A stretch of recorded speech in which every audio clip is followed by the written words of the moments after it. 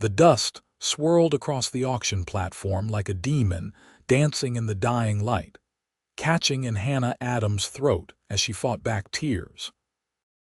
Bound at the wrists with coarse rope that chafed her skin raw, she stood trembling on the wooden platform in Fort Davis, Texas, in the year 1877, her rounded belly betraying her 6-month pregnancy to the crowd of leering men below. Next up, gentlemen. A fine specimen, 20 years of age in good health despite her condition, the auctioneer bellowed, his voice cutting through the murmur of the crowd. Hannah kept her eyes downcast, unable to bear the shame of being displayed like livestock. After her husband died of cholera 3 months prior, leaving her with nothing but debts and their unborn child, Hannah had been seized by his creditors. The law offered little protection to a woman alone, especially one carrying a child and unable to work off her late husband's debts. We start the bidding at $50. Who'll give me $50 for this woman and her upcoming bundle? $2 for the price of one, gentlemen. The auctioneer's laughter rang out cruelly, matched by several guffaws from the crowd.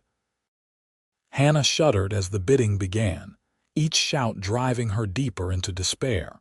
$50, $60, $70 her future, and that of her unborn child being bartered away with each call. A tear escaped despite her resolve, tracking down her dusty cheek. $100. A voice rose above the others, silencing the crowd. Hannah's gaze darted up to see a man stepping forward from the back of the gathering. He was tall and broad-shouldered, with a weather-beaten face partially obscured by the brim of his Stetson. Unlike the others, his eyes weren't filled with malice or lust but something she couldn't quite place. $100 from Mr. Mason Finley, the auctioneer announced, looking pleased. Do I hear 110? Another man raised his hand, but Mason Finley stepped closer to the platform, his hand resting deliberately on the gun at his hip. I said $100, he repeated, his voice low but carrying across the now silent crowd. The auctioneer swallowed visibly. 100 going once. Going twice. Before he could finish, Mason strode forward, pulled a leather pouch from his vest and tossed it onto the platform. Here's your money. As the auctioneer counted the coins, Mason approached Hannah, his boots heavy on the wooden steps. He stood before her, and for the first time she could see his face clearly tanned from the sun with lines around his eyes that spoke of both hardship and laughter. His eyes were a clear blue, like the sky after a storm. Miss, he said softly, so only she could hear, I'm taking you home, not buying you.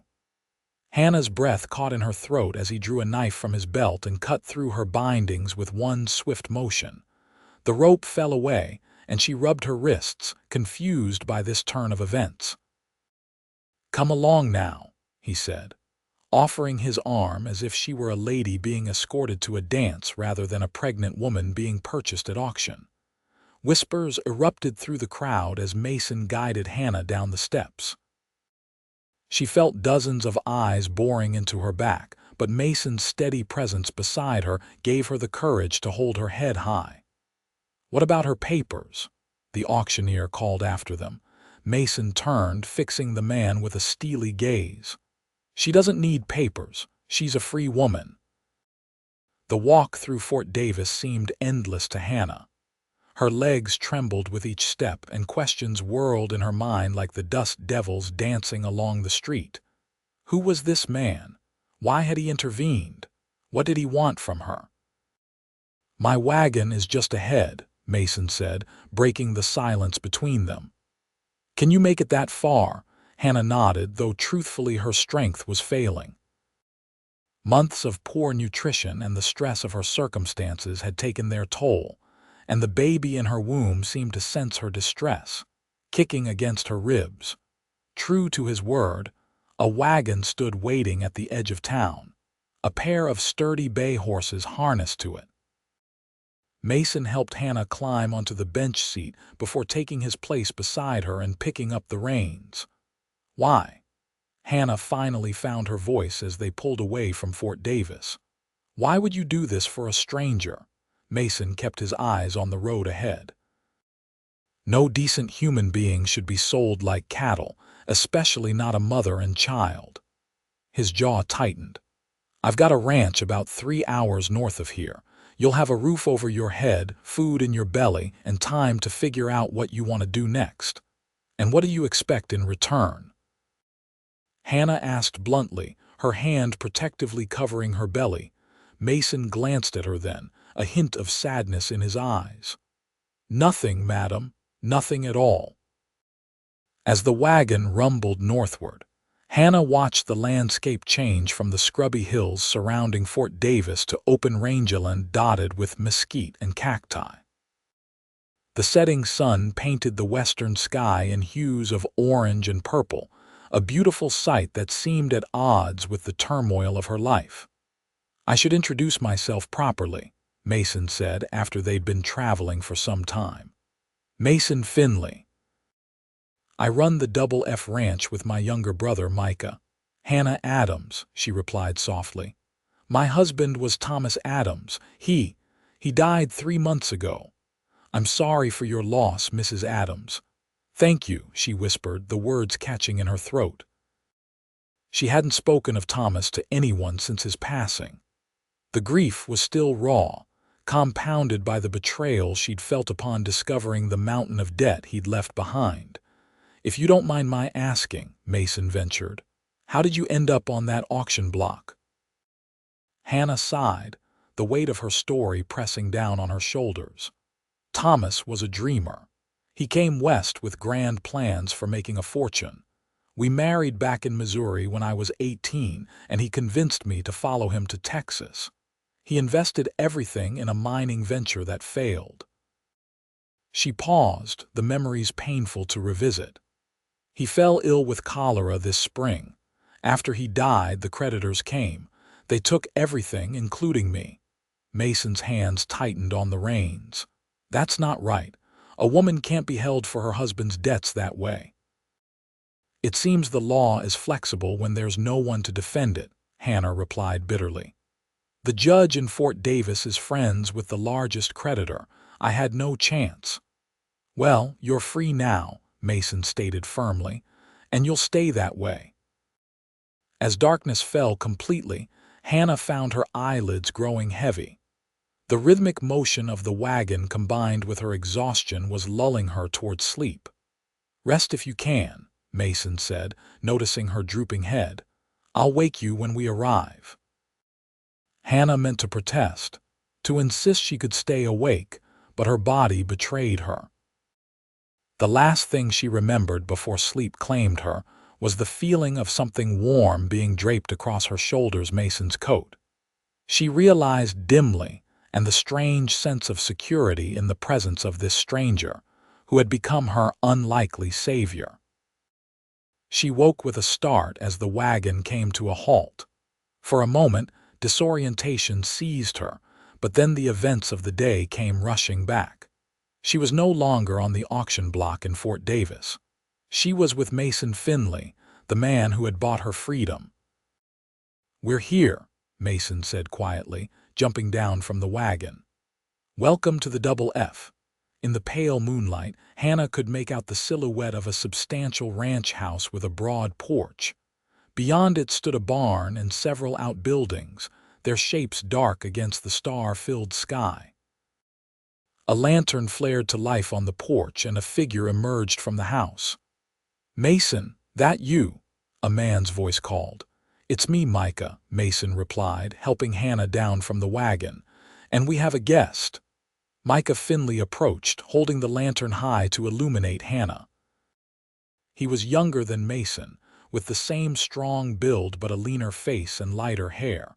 His eyes widened slightly at the sight of her pregnant form, but his expression remained polite.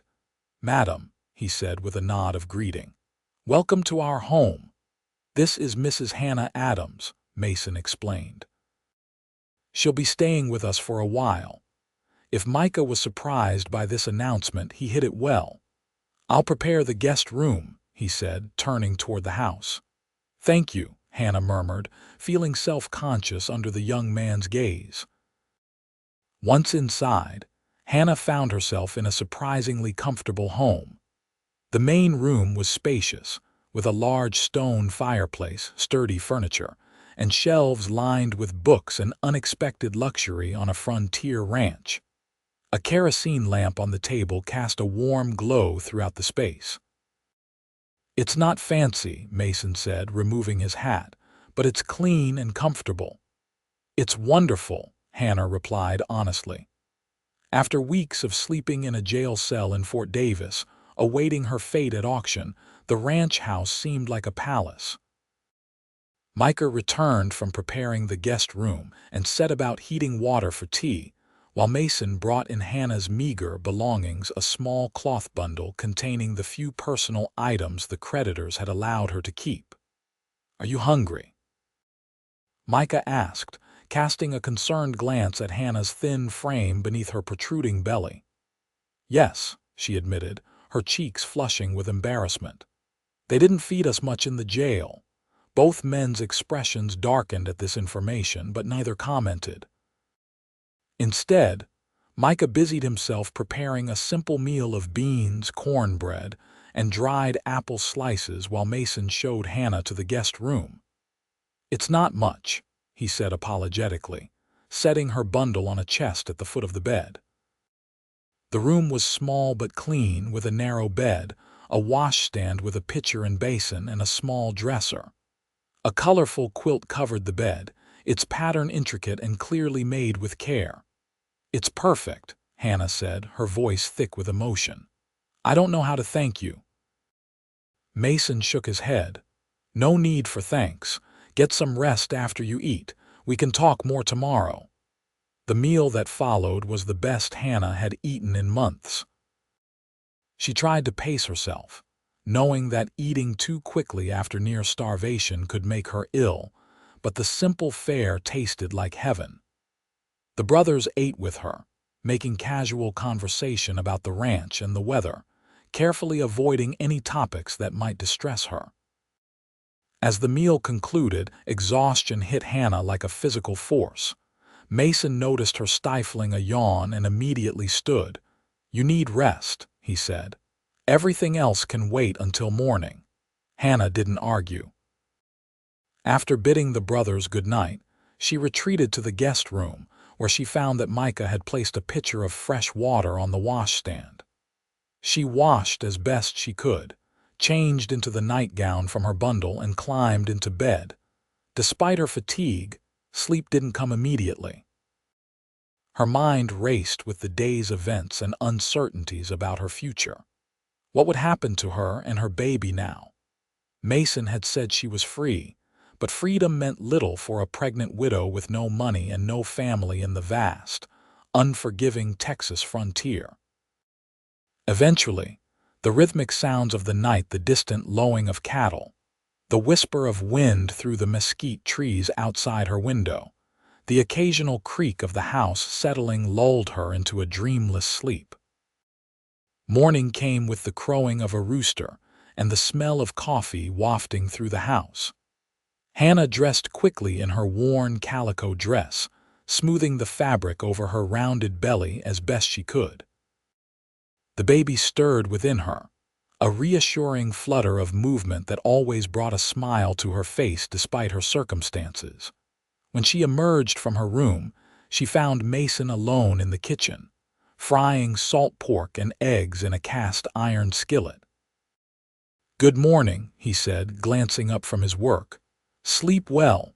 "Better than I have in months," Hannah replied honestly. "Where's Micah?" "Already out with the hands. We've got cattle to move to the south pasture today." Mason slid a generous portion of food onto a plate and set it on the table for her. "Eat up. You're feeding too, after all." Hannah sat and began to eat, savoring each bite. Mason joined her with his own plate, and for a few minutes they ate in companionable silence. "Mr. Finley," Hannah began when her hunger had been somewhat appeased. Mason, he corrected her gently. Mason, she amended. I need to know what your intentions are. Why did you really help me yesterday? Mason set down his fork, considering his words carefully. My mother was pregnant with Micah when our father died. She struggled to keep this ranch going with a 5-year-old son and another on the way. People took advantage of her grief and vulnerability. His jaw tightened at the memory. A neighbor tried to force her to sell for pennies on the dollar. When she refused, things got ugly. What happened? Hannah asked softly. A local rancher stepped in, old Samuel Jenkins. He gave her a fair loan to keep the ranch running and kept the wolves at bay until she could stand on her own 2 feet again. Mason met Hannah's gaze directly. I was too young to help my mother then, but I'm not too young to help you now. Hannah felt tears welling in her eyes and blinked them away. That's a noble sentiment, but I can't impose on your charity indefinitely. I need a plan for my future, for my baby's future. And you'll have one, Mason assured her. But first, you need to regain your strength and have that baby safely. After that, we can discuss what comes next. If you want to move on, I'll help you get wherever you want to go. If you want to stay in the area, I can help you find work or a place of your own. Why would you do all this for a stranger? Mason's expression softened. Because my mother taught me that's what decent folks do for each other. Because in this wild country, we survive by helping each other through the hard times. Hannah nodded slowly, accepting his explanation for now, though she sensed there might be more to it than he was saying. Now, Mason continued, his tone lightening, if you're feeling up to it, I thought you might like a tour of the ranch today. Nothing strenuous, just a short ride in the buggy to get some fresh air. The prospect of leaving the house, of seeing something beyond 4 walls after weeks of confinement, was irresistible. I'd like that very much, Hannah agreed. An hour later they set out in a small buggy drawn by a placid mare. Mason drove carefully, avoiding the rougher patches of ground to spare Hannah any discomfort. The Double F Ranch spread out before them, a patchwork of grazing land, wooded areas along a creek, and fields where hay and corn grew. It's beautiful, Hannah breathed, taking in the sight of the Texas hill country stretching to the horizon. Early summer had painted the landscape in shades of green and gold, with wildflowers dotting the meadows in splashes of color. It's not always easy, but it's a good life, Mason agreed, pride evident in his voice. My father started with almost nothing, just a few hundred acres and a dream. Now we run over 2,000 head of cattle on 30,000 acres. You've built something remarkable, Hannah observed. We've been fortunate, Mason replied modestly, and we've had help along the way. No man succeeds entirely on his own out here.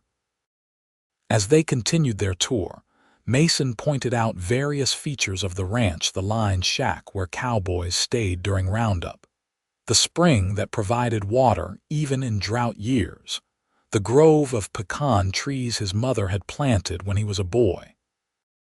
They stopped near the creek to rest the horse and enjoy the breeze rustling through the cottonwood trees. Mason helped Hannah down from the buggy and spread a blanket on the ground beneath a broad oak tree. This was my favorite spot as a boy, he told her as they sat in the dappled shade. I'd come here to fish or just to think.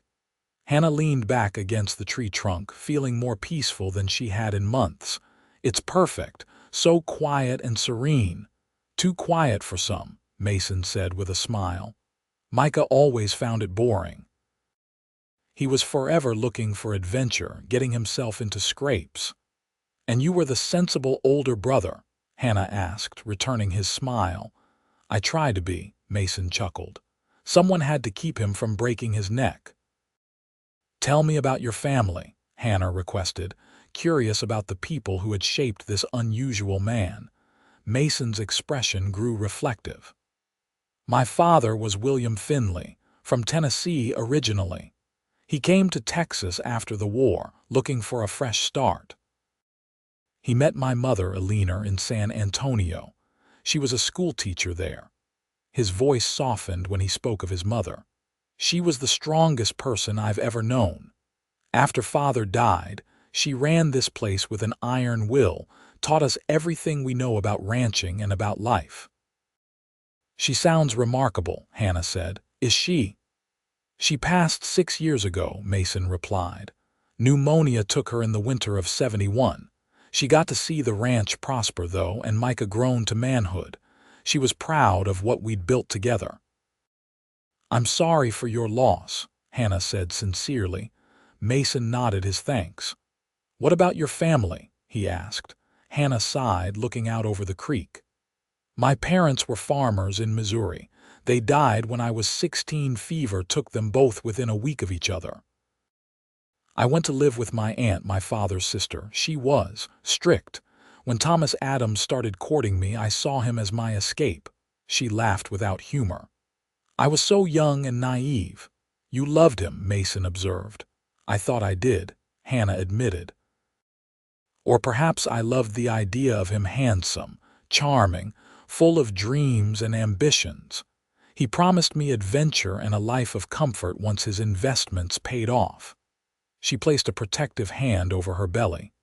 He gave me this child at least. For that, I'll always be grateful. When is the baby due? Mason asked.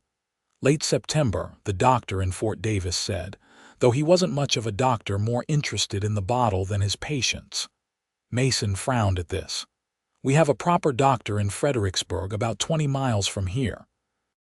Once you're stronger, we'll take you to see him. I can't afford, don't worry about that, Mason interrupted gently. Let's just focus on getting you and the little one healthy.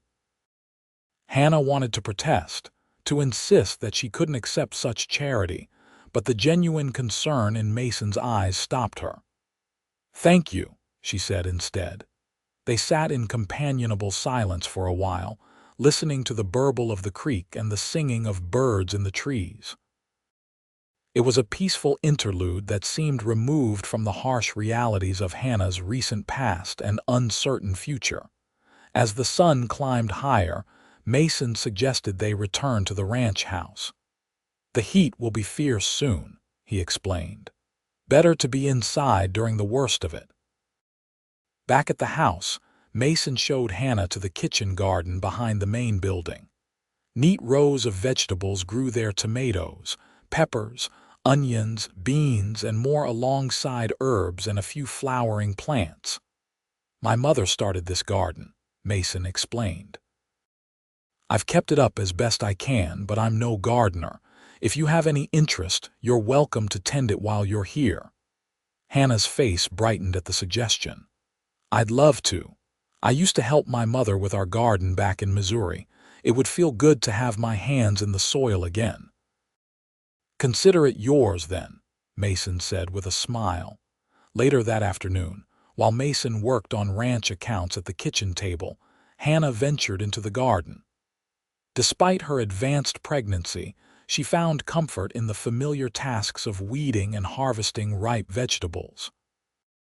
The repetitive work allowed her mind to wander, to process all that had happened, and to begin considering her options for the future. One thing was becoming increasingly clear to her. Mason Finley was unlike any man she had ever met. His kindness seemed to come without calculation or expectation of return. His sense of responsibility toward her and her unborn child was rooted in something deeper than mere charity or pity.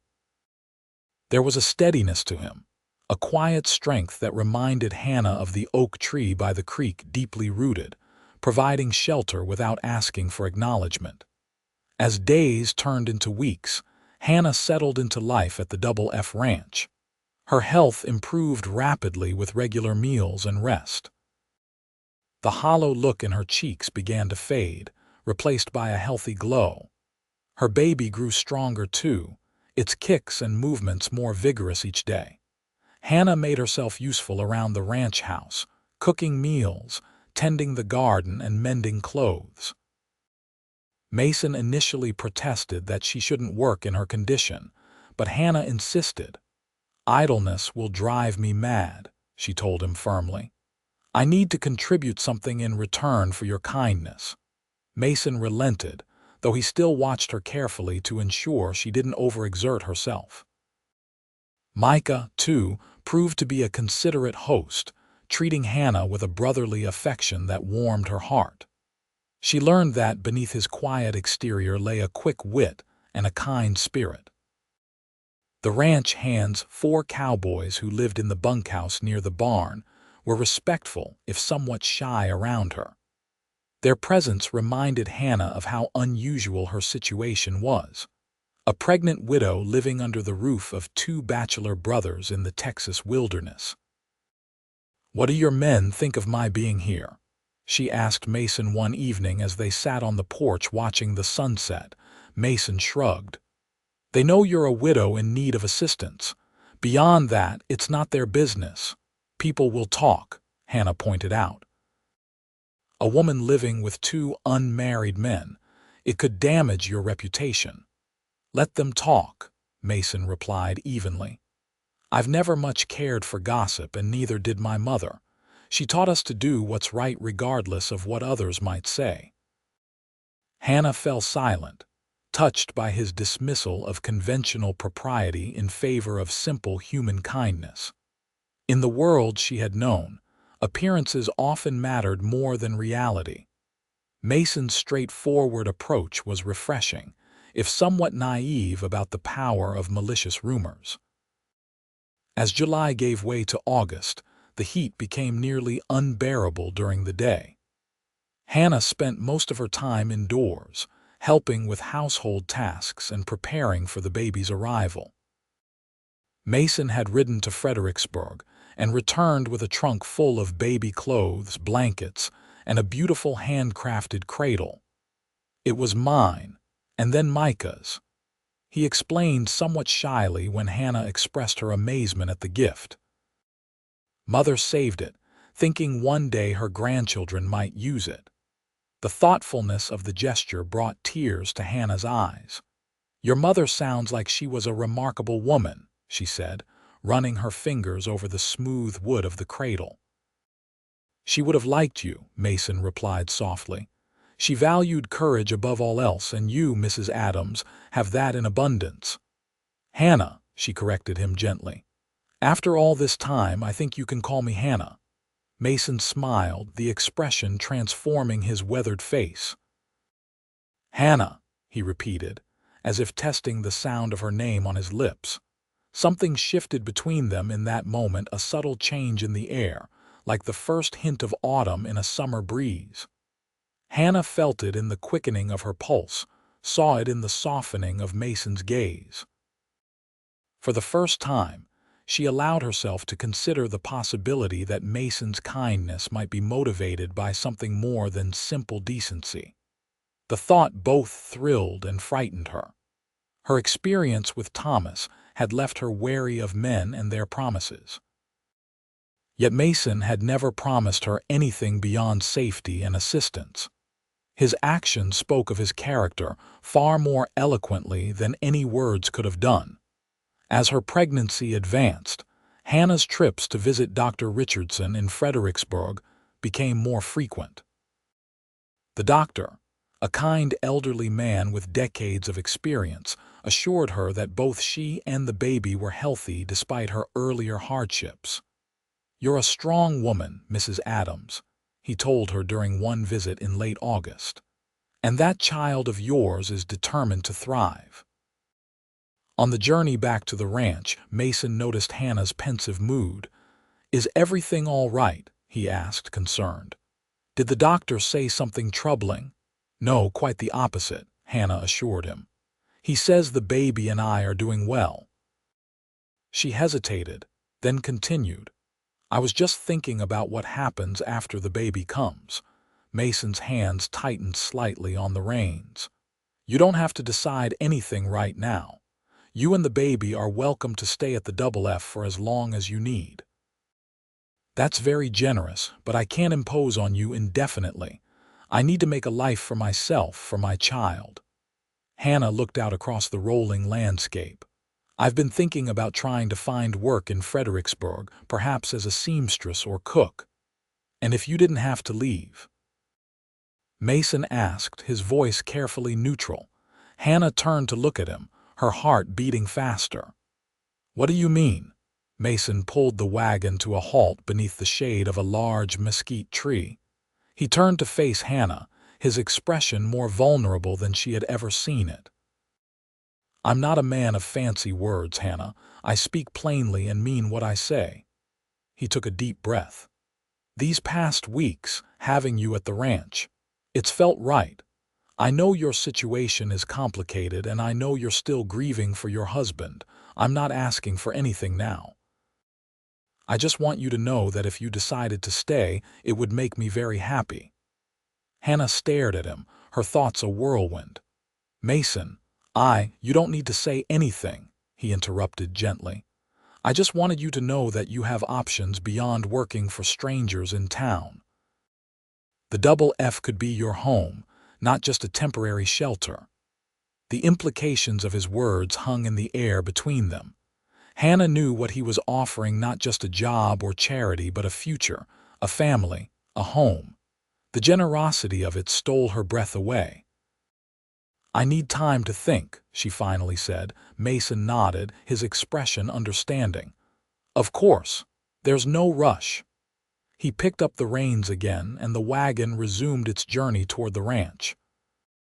That night, Hannah lay awake in her bed, the baby restless within her as if sensing her tumultuous emotions. Mason's words played over and over in her mind. He hadn't spoken of love directly, hadn't made romantic declarations or promises. Yet the invitation to make the Double F her home held an unmistakable undertone of deeper feelings. Hannah had married Thomas after a whirlwind courtship, swept away by his charm and promises. She had mistaken infatuation for love, excitement for happiness. Where Thomas had been all flash and grand gestures, Mason was steady and reliable. Thomas had promised her the world and delivered only heartache. Mason promised nothing but delivered kindness, respect, and security. Could she trust her judgment again? Could she open her heart to another man? And what about her baby? The child deserved a father who would love and protect it, not resent it as an obligation or burden. As dawn broke over the hills, Hannah made her decision. She would stay at the Double F until the baby was born and strong enough to travel. Then, if Mason still wanted them to stay, if his feelings remained unchanged after seeing her with another man's child, she would consider his offer. But she wouldn't commit herself or her baby to another uncertain future based on fleeting emotions or circumstances. The days that followed Mason's tentative proposal held a new awareness between them. Nothing overt changed in their interactions. Mason remained respectful and considerate, never pressing Hannah for an answer, but there were moments when their eyes would meet across a room, and an unspoken understanding would pass between them. September arrived with the first hints of cooler weather. Hannah's time was drawing near, and a mixture of anticipation and anxiety filled her. Dr. Richardson had assured her that all signs pointed to a normal delivery, but childbirth was always a risk, especially on the frontier where medical help could be hours away. Mason prepared for the baby's arrival with typical thoroughness. He arranged for one of the ranch hand's wives, Mrs. Esther Diaz, to stay at the ranch in the days surrounding Hannah's due date. Esther had helped deliver many babies in the area and would be an invaluable support during labor. "Everything is ready," Mason told Hannah one evening as they sat on the porch swing. "Esther will arrive tomorrow to stay until the baby comes. Micah and I will sleep in the bunkhouse to give you ladies privacy." "You've thought of everything," Hannah said gratefully. The evening air was cool against her skin, a blessed relief after the heat of the day. "I try to," Mason replied with a small smile. "Though I admit, a baby is outside my usual range of experience." Hannah laughed softly. "Mine too." They fell into a comfortable silence, the only sounds the creak of the swing and the chorus of cicadas in the surrounding trees. Hannah felt a peculiar sense of peace settle over her.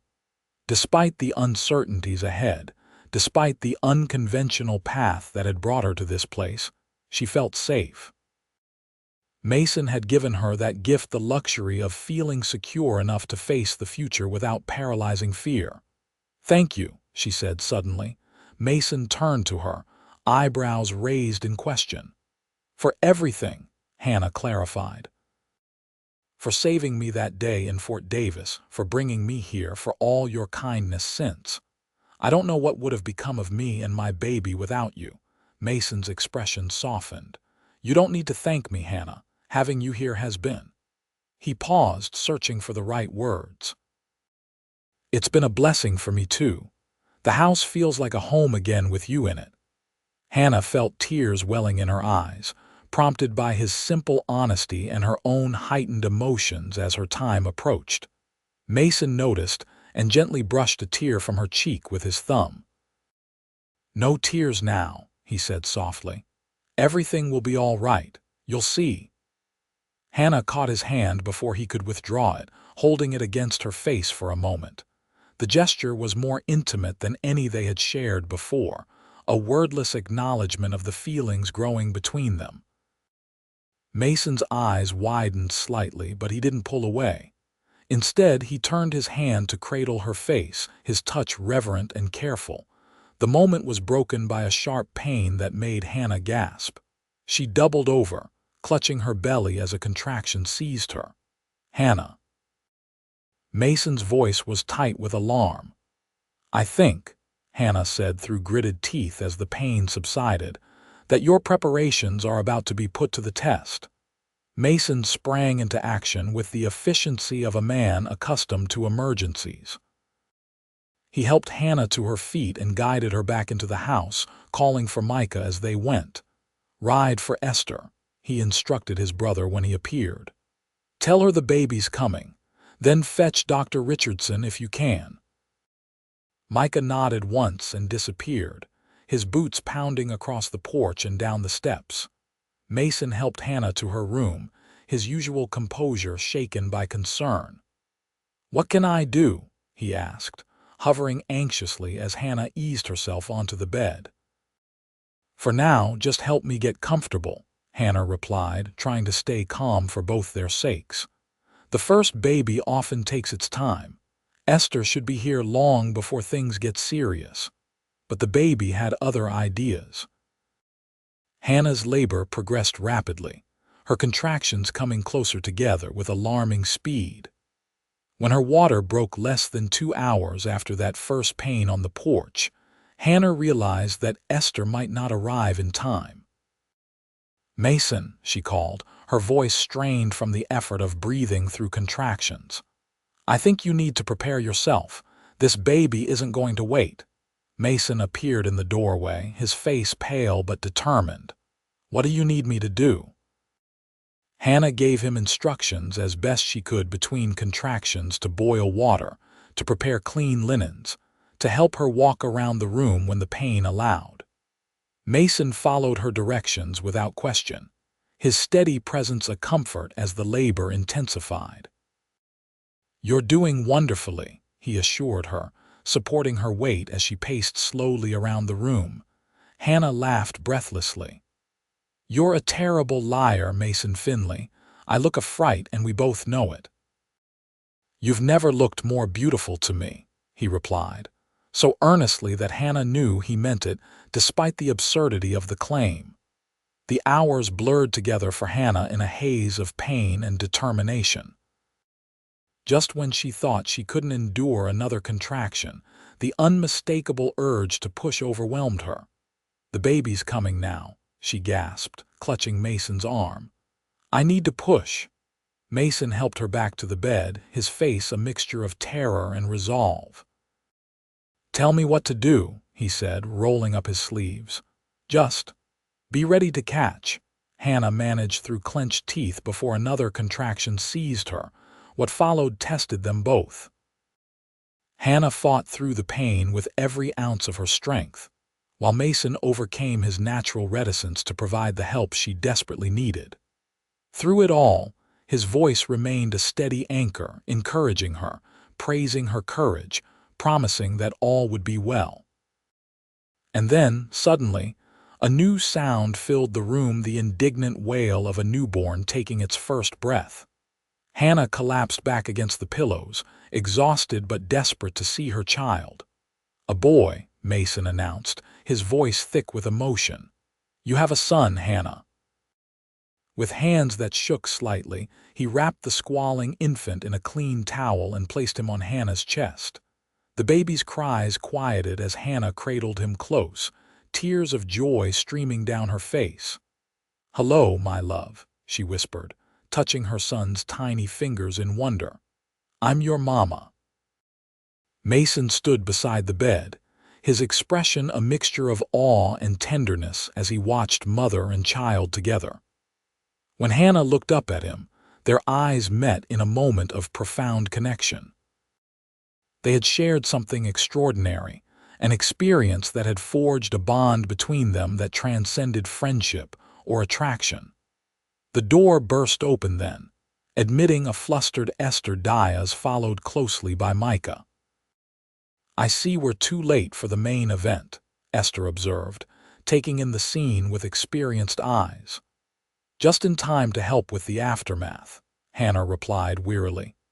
Esther immediately took charge, shooing the men from the room so she could tend to Hannah and the baby properly. As Mason reluctantly withdrew, Hannah called his name. "Mason," he turned back, his expression questioning. "Thank you," Hannah said simply, her eyes conveying what words couldn't express. Mason nodded once, a smile transforming his weary face. "Thank you for trusting me," he replied before closing the door behind him. The days following the birth were a haze of exhaustion, joy, and adjustment for Hannah. Her son, whom she named William Thomas Adams, was a healthy, robust baby with a shock of dark hair and eyes that promised to be as blue as the Texas sky. Mason and Micah kept a respectful distance, allowing Hannah time to recover and bond with her son, though Mason found reasons to visit the main house several times each day. His interest in the baby was genuine, his delight in William's smallest achievements endearing to Hannah. "He's a fine boy," Mason declared one afternoon as he watched Hannah nurse the infant. "Strong and handsome, just like his mother is strong and beautiful." Hannah blushed at the compliment but didn't deflect it as she once might have. Something had changed between them during William's birth, a deepening of trust, a confirmation of the feelings that had been growing for months. When William was 2 weeks old, Hannah was sitting on the porch with him sleeping in her arms when Mason joined her. He settled into the chair beside her, his expression thoughtful. "I've been thinking," he began, "about what you said before William was born about finding work in Fredericksburg." Hannah's heart skipped a beat. "Yes, I understand if that's still what you want," Mason continued carefully. "You're a free woman, Hannah, able to make your own choices for yourself and your son. I'll help you get established in town if that's your decision." "And if it isn't?" Hannah asked softly. Mason took a deep breath. "Then I want to ask you to consider staying here, not as a guest or as an employee, but as my wife." Though she had sensed the conversation was heading in this direction, the actual proposal still took Hannah's breath away. "Mason, I know it's soon," he hurried on. "I know you're still healing from Thomas's death and adjusting to motherhood.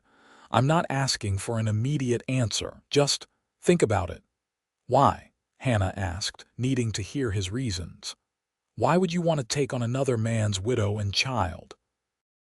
Mason looked at her steadily, his blue eyes sincere. "Because in the months you've been here, this house has become a home again. Because when I look at you, I see a future I want to be part of. Because that boy in your arms deserves a father who will love and protect him as his own." He leaned forward, his expression earnest. "I'm not a wealthy man like Thomas promised to be. I can't give you fine dresses or trips to San Antonio. But I can promise you this. I will cherish you every day. I will help you raise your son to be a good man. I will work until my last breath to make sure neither of you ever wants for anything I can provide." Tears filled Hannah's eyes. "You barely know me," she whispered. "I know enough," Mason replied simply. "I know your courage, your kindness, your strength. I know you're the woman I want to spend my life with. The rest, we can learn together." Hannah looked down at William, sleeping peacefully in her arms, unaware of the life-changing conversation happening above him. "And you would accept William as your own, truly?" "With all my heart," Mason promised.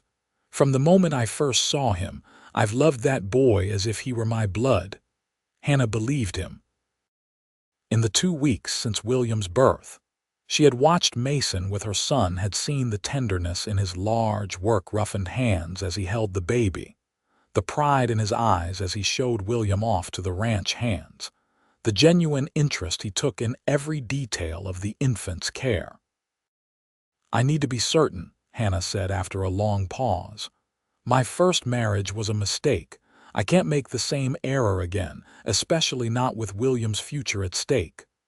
"I understand," Mason assured her. "Take all the time you need. My feelings won't change." Hannah reached out and took his hand, her fingers entwining with his. "I don't need more time," she said softly. "I've seen your character every day since you rescued us in Fort Davis.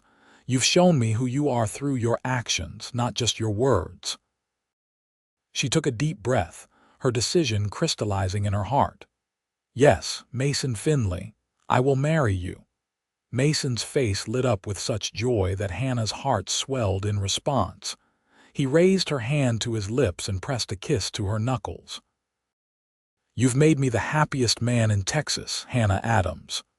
William chose that moment to wake, squirming in Hannah's arms and making the little grunting noises that preceded a full-throated cry. Mason chuckled and held out his arms. "May I?" he asked. Hannah carefully transferred her son to Mason's embrace. The baby settled immediately, blinking up at Mason's face with unfocused eyes. "Hello, little man," Mason said softly. "It seems I'm going to be your pa. What do you think of that?" William's only response was to yawn widely, but Hannah saw it as a sign of approval nonetheless. Watching Mason with her son, she felt the last of her doubts melt away. This man, with his quiet strength and generous heart, would be a wonderful father to William and any other children they might have together. For the first time since Thomas's death, Hannah allowed herself to look toward the future with hope instead of fear. The path ahead would not be without challenges. Life in the Texas Hill Country was never easy, but she would face those challenges with Mason beside her, their family bound by choice rather than obligation. Mason and Hannah were married 2 months later in a simple ceremony at the Double F Ranch. The local preacher officiated, and neighbors from surrounding ranches came to witness the union and celebrate with a feast afterward. Esther Diaz held William throughout the ceremony, the baby dressed in a white gown that had once belonged to Mason himself.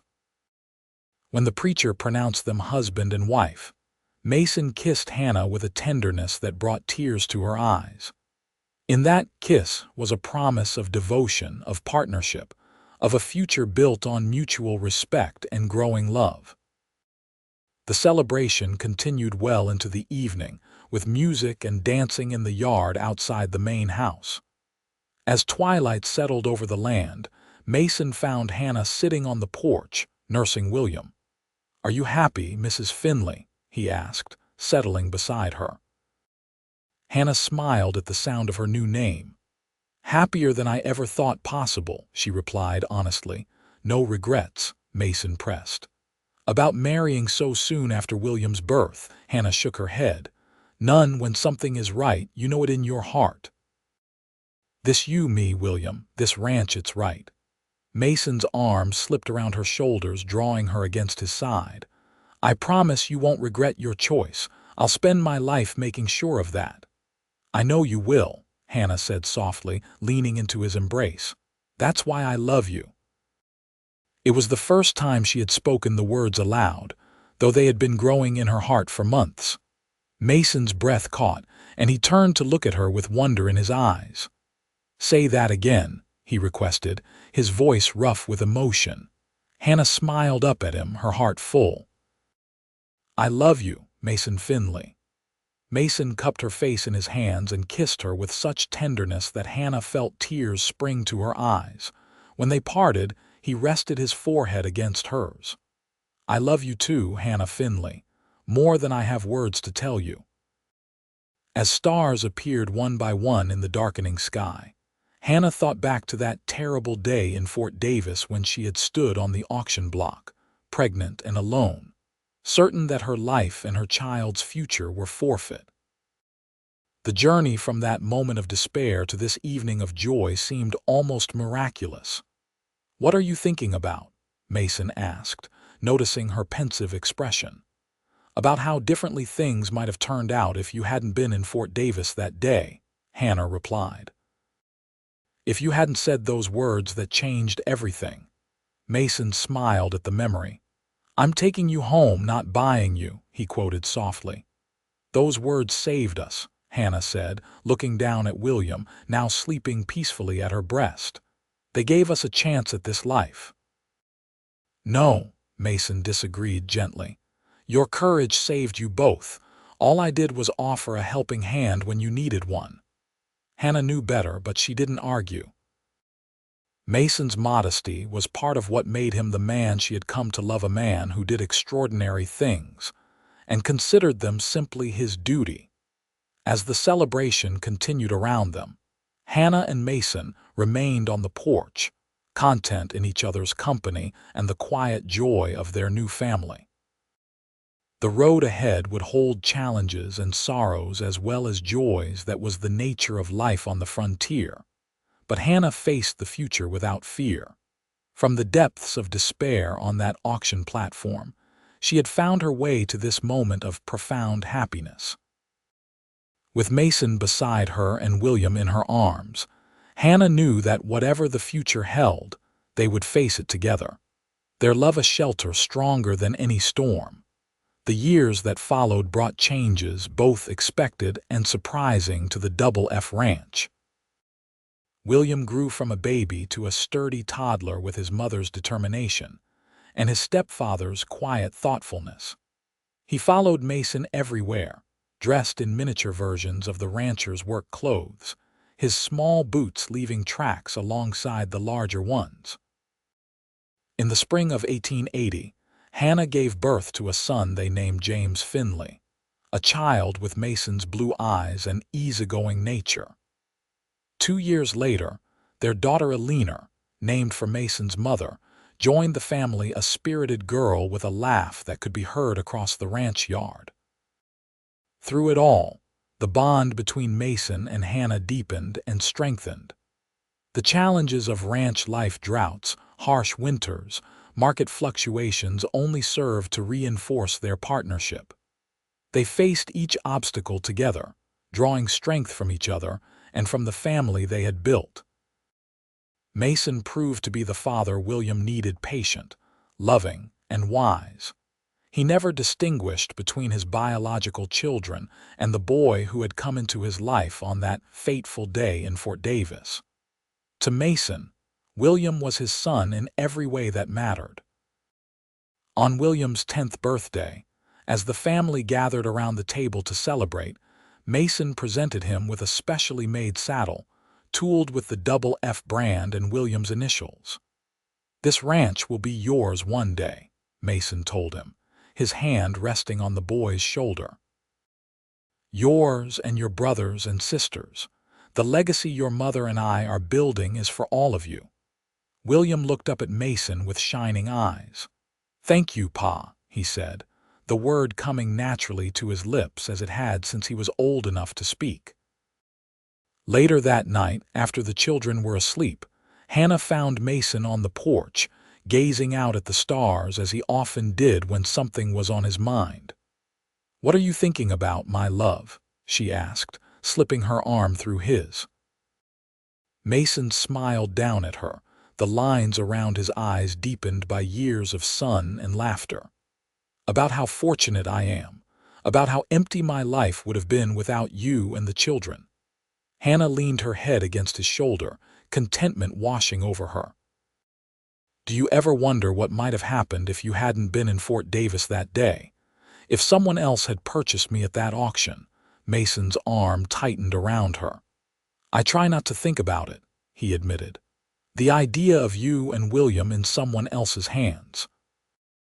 He shook his head, unable to complete the thought. "I believe we were meant to find each other," Hannah said softly. "In all the vastness of Texas, against all odds, we found each other at the exact moment we both needed someone." Mason kissed the top of her head. "I think you're right. Some things are meant to be." As they stood together under the star-filled Texas sky, Hannah reflected on the journey that had brought them to this moment. From the desperation of the auction block to the peace of their life together, every step had led them home to each other, to the family they had created, to the love that sustained them through all of life's challenges. Mason had once told her that he was taking her home, not buying her. In the years since, Hannah had come to understand the full meaning of those words. Home wasn't just the ranch with its buildings and land. Home was the life they had built together, the family they had created, the love that had grown between them, a love freely given, never purchased, always cherished. As Hannah and Mason turned to go back inside, to the warmth of their home and the children sleeping peacefully under its roof, Hannah offered a silent prayer of gratitude for the man beside her, the cowboy who had seen her value when she stood on an auction block, who had given her freedom when others sought to own her, who had offered his heart without condition or price. In a land where everything had a cost, where survival often depended on hard bargains and calculated risks, Mason Finley had taught Hannah the most important lesson of all: that true love couldn't be bought or sold. It could only be given freely, a gift beyond price, a treasure more valuable than all the wealth in Texas. And in that gift, Hannah had found not just a home, but a destiny worthy of all she had endured to reach it, a life rich in love, purpose, and the quiet joy of belonging completely to the family that had chosen her as she had chosen them.